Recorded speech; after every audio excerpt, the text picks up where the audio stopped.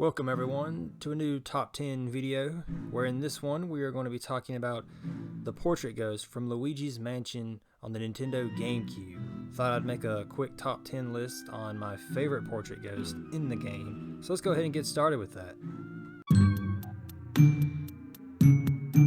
Okay, so to start off our list we have the chili climber, Sir Winston. We meet this portrait ghost at the bottom of the mansion when we go into a room that is completely full of ice. Now, when I was making this top 10 list, I was debating on whether or not I wanted to put Sir Winston in the top 10, but as I was looking at all the portrait ghosts, I found that I actually do like this portrait ghost a lot. He offers a pretty cool challenge. You know, with the floor being ice, it's kind of hard to walk around because you slide around and you have to avoid his attacks, which are these icicles that he shoots off onto the ground, and you have to avoid those or you'll be frozen. And on top of that, the ceiling has icicles that fall, so you have to avoid that. So it offers a fun challenge that you have to avoid, and you get to use the element of fire against him. And I like that because there aren't too many portrait ghosts that you use elements against. Most of them you just have to figure out their weak spot, hit him with the flashlight, and then start using the polterguster. But with a ghost like Sir Winston, you actually use fire to melt the ice around him, and then because it's so hot, you can take him down with the polterguster.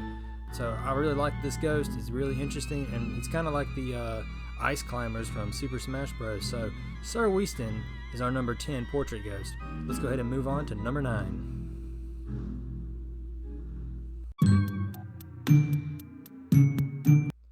At number 9, we have the portrait ghost that prefers an all-you-can-eat buffet over 3 meals a day, Mr. Lugs. I always liked this portrait ghost. It was just kind of a fun one to me. It's one of the 5 optional portrait ghosts that you can take down if you want to or not. Most of the time I go ahead and take it just so I can get more, cash and upgrade my mansion at the end of the game. So most of the time I do take this one down, but there have been a few times that I have left it just because I like this portrait ghost. It's not too complicated. Basically, to capture this guy, you just got to take out its 2 butlers that it has, or waiters that it has, that give it its yellow food of whatever that is. And then after that, you suck up the yellow substance that it has on its plate. He'll get mad at you and he'll start huffing and puffing these fireballs at you, and you just gotta avoid him until he gets fatigued and takes a little break, and then after that you can take him on. So he's not too complicated, but I do like that he offers a challenge and he combats against you, similar to Sir Winston, only instead of ice he's shooting fireballs at you. Another thing that I really liked about Mr. Lugs is that if you stand on the outside of his door after you take out the first 3 portrait ghosts and you're able to go into the main hall area, if you stand outside his door and you wait just a few seconds, you can actually hear him munching down on his dinner from the other side on the hallway. I always like that little detail, how you can hear certain portrait ghosts on the outside of their room, and Mr. Lugs is one of those ghosts. But that's number 9, Mr. Lugs. Let's go ahead and move on to number 8.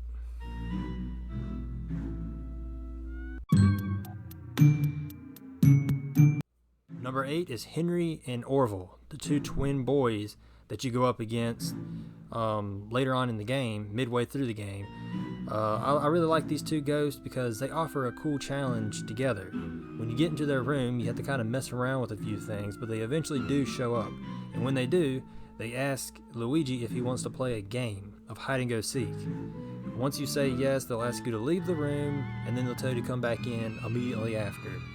When you get back in there, there'll be all these boxes, different little gift boxes and everything, and you have to guess which 2 boxes they're hiding in. Now, you can do this 2 ways. You can either guess which box they're in and hope you get it right. If you get it wrong, you'll have to leave the room, go back in, and start all over. But if you guess right, then you'll move forward and you can try and catch them. But there's an easier way of doing it. You can use the water element to spray on the the gifts, the boxes, and they'll start to shake whichever ones that they're inside of. And when you do that technique, it makes it a lot easier. Now, regardless of whether you use the technique or not, the 2 twin boys will accuse you of cheating, and then they'll get all angry, and one of them will fly around in a plane or whatever, and the other one will fly around in a car, and they'll throw these bombs at you and everything. But I really like the battle because it offers a unique challenge where one of the portrait ghosts is in the air while the other one is in the ground, and you got to kind of pick which one you want to take out first. I really like that challenge, and I really like the whole hide and go seek game that they throw at you at the same time. So Henry and Orville definitely in the top 10 for me, and that is why I have them at number 8. Let's go ahead and move on to number 7. Up next we have the Clock Soldiers sitting at number 7. I really like these portrait ghosts because there are 3 at a time, and so that is a total of 300 HP that you have to go up against, which gives you a really good challenge. And on top of that, they have these popper guns that they use, which gives them a bit of a range attack, and if you get hit by those things, I want to say it's like 10 HP that you take from each hit. So if you get hit enough times, you're going to get significant damage from it, and being in this small area, you could get hit a good bit, especially if you only take on 1 at a time. That allows 2 of them to still be able to shoot you with their little popper guns, so you have to watch out for that. Usually when I go against them, I'd like to try and at least get 2 of them at a time, just so I don't have to worry about it as often if there's only 1, still available. Best case scenario is if you can get all 3 of them at once, but that's kind of tricky to do. But I do like the challenge that they give, being 3 at a time and having their little popper guns and everything. Another thing that I like about these guys is how all the other portrait ghosts are kind of like normal humans, in a portrait that, they're just like normal ghosts. But they're ghosts, but they're also like giant toy soldier figures because they got like this little wind-up thing in their back. So it's kind of interesting the way their little concept works and how they look and everything. And so they're just a really cool portrait ghost. Their area is kind of cool too, with all the whistles and clocks and everything in it. So all in all, the Clock Soldiers are just an interesting and challenging set of portrait ghosts, and that is why I have them at number 7. So let's move on to number 6.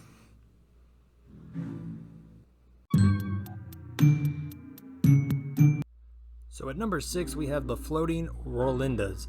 This is the dancing couple that we run into early on in the game when we get into the ballroom after we take down all the shy guys who were in there dancing moments before. I like the Floating Rolindas because they're kind of, tricky on how to catch.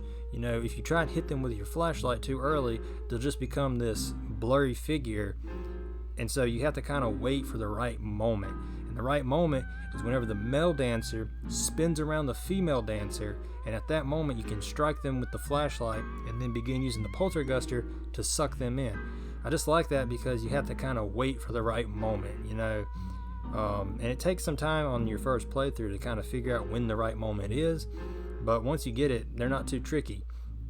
Another thing that I really do like about these portrait ghosts is I like the music that plays in the background whenever they appear.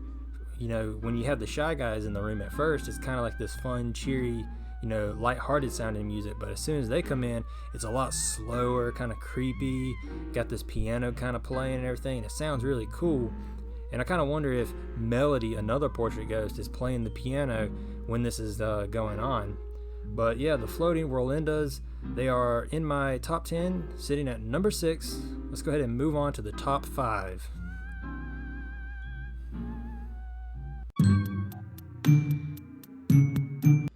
Okay, so at number 5 we have Boolossus. This is the giant boo that Luigi goes up against on the balcony towards the end of the game, and is the final boss that Luigi will face before facing King Boo at the end of the game. I really like this portrait ghost because it's just a cool concept, 15 normal sized boos fusing together into this super massive boo that Luigi has to take on. And it's a really fun boss fight. You got this cool sounding background music going on while it happens, and you got to use the polterguster to slam this giant boo into one of the 2 statues of a unicorn to pop it, and then use the ice element to freeze each individual boo so you can suck them up whole real quick. It's not overly complicated. The only part of it that can be a little frustrating and tricky is when you get down to the last few boos. When there's like 5 or 6 left, it can be kind of annoying because there's less targets to hit, and it can take a little longer to hit them, and they also like to tend to fly away from the balcony where Luigi can't reach them. So that can get a little annoying, but the boss fight's pretty interesting. It's a cool concept, and I really do like it. And I want to say Boolossus is in Luigi's Mansion 3 in like a multiplayer mode or something like that. So that's also a neat little bonus for this massive Boo. So that is Boolossus sitting at number 5. Let's move on to number 4.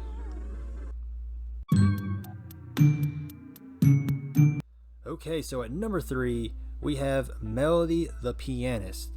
This is a really cool portrait ghost, and the room she's in is also really cool. It's the musical room with a bunch of instruments in it, and whenever you hit these instruments, they begin to play the original Super Mario Bros.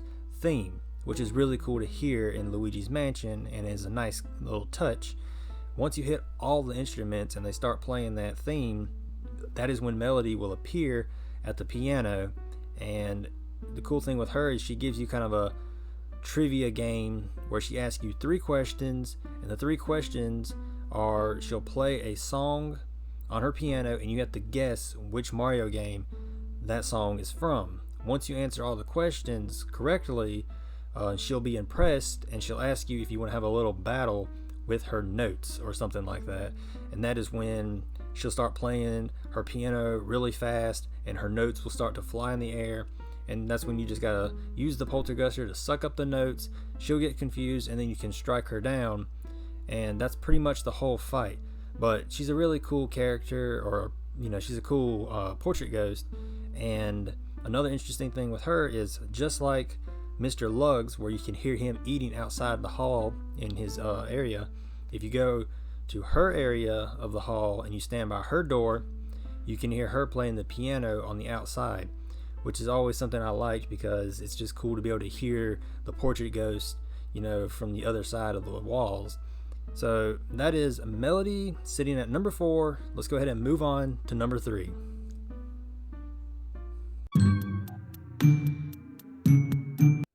Okay, so we have reached the top 3 portrait ghosts, and to start off the top 3, we have Madame Clairvoyant. Madame Clairvoyant is the fortune teller that Luigi meets, and she gives Luigi certain information depending on the objects that he brings her. These objects are 5 objects that Mario dropped. Things like his hat, his shoe, his glove, a letter, and a power star. You bring those 5 objects to Madame Clairvoyant, and she gives you some information on things like Mario being trapped, Bowser being somewhere in the mansion, and King Boo, and all these different little things. And she does it by basically summoning the spirits of the underworld or something like that. And it's pretty cool because it's like the whole mansion shakes when she does it, and it's really interesting. And I just love the theme that plays whenever you speak to her. It's such a cool sounding theme to me, and the design's really awesome. And another thing that's really interesting is Madame Clairvoyant is the only one that actually wants to get put back into a painting and become a painting again. All the other portrait ghosts, they fight you, they want to be free, they don't want to get stuck inside of a portrait. But Madame Clairvoyant, she's cool with it. She wants to get back in there. And even when you get done showing all 5 objects that Mario dropped, she's laughing in excitement to get sucked up in the polterguster so that she can soon again become a painting. So really interesting character that I really like.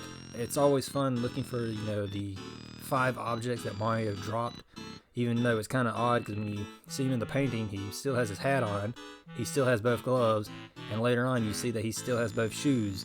So I'm not really sure where he dropped those and why he's carrying extra things like that. But anyways, that is Madame Clairvoyant, number 3. Let's go ahead and move on to number 2.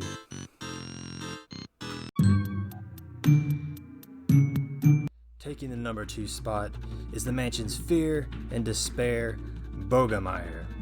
This is a really cool portrait ghost in my opinion because it's so unknown, it's so mysterious. We don't know much about it at all. We just know that it's a purple blob light creature that can summon these shadow-like figures of itself, And that's pretty much all we really know. We don't know anything else. We don't know where it came from, how long it's been around, how old it is, none of that. It's just, yep, Bogemeyer, purple creature with shadow figures. And it's the second boss fight in Luigi's Mansion, and it is a big step up from the baby boss fight earlier, because it's just way more complex and a lot more, complicated to take down. What you have to do is you have to take the shadow figures that it summons, and you have to suck up one of them in the Polterguster and fire it at Bogemeyer. Once you do that, you can begin to use the Polterguster on Bogemeyer and start sucking it up. Now, the tricky thing with Bogemeyer, though, is later on, once his HP starts to get low enough, what will happen is he will actually start to switch positions where he's standing. So when you get a shadowy figure and you're ready to fire at Bogemeyer, he'll out of nowhere switch his position from one end of the stage to another. So he can be kind of complicated when he does that, because you can go to fire at him and then he'll switch his position, and then you got to go get another shadowy figure. So I like his boss fight, and I like his theme of being mysterious and everything, and we find him in a graveyard, so that's pretty awesome too. You're looking for a creepy ghost, this is definitely him, because he's got the whole graveyard mysterious thing going on. So Bogemeyer, he's my number 2. Let's move on to the final number 1.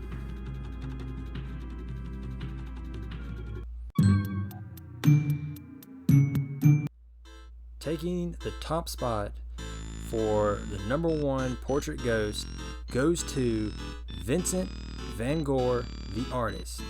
I really like this portrait ghost because of his concept of whatever he paints comes to life. And all the basic ghosts that we run into throughout the mansion while playing the game are actually his paintings brought to life. And it's a really cool concept that none of the other basic ghosts in Luigi's Mansion 2 and 3 have. They don't have that concept of being paintings brought to life. Only the ones in Luigi Mansion 1 have that concept. And it's really cool, especially when you play over Luigi's Mansion your second time and you know this now. You can play over it and be like, wow, it's kind of cool thinking how all these basic ghosts are actually artwork. They're not actually ghosts, they're artwork from that artist. So I always thought that was kind of cool. And then the boss fight itself is also very interesting because he has these portraits lined up with several different basic ghosts. He's got the yellow one that pulls the bomb out of its mouth and uses it as a bowling ball. I know the purple one's in there. The type that like sneak up behind you and shake you from behind. The banana peel, the green banana peel ones are there. The big blue one that like slams on the ground. And the ones that hang from the ceiling. I know those are all in there. I don't think the Shy Guy ones are in it. But there's like several basic ghosts in his boss fight. And I think that's an interesting concept because it implements the basic ghost in a boss fight. And I mean, he's just cool. And so Vincent Van Gogh takes my number 1 spot. He is the final portrait ghost before you take on King Boo. And there you have it. That is my top 10 favorite portrait ghost in Luigi's Mansion, with Vincent Van Gogh taking the number 1 spot. Alright, so there you have it.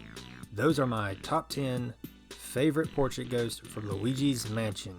This was a really fun video to make as I went back through all 22 portrait ghosts, not counting King Boo because I don't really count that as a portrait ghost, and just studying back through them and seeing which ones I really liked the most, and listening to the great soundtrack that Luigi's Mansion has. And it was just a really fun video to make. So if you got this far and you want to comment who your favorite portrait ghosts were from Luigi's Mansion, go ahead and share that if you like.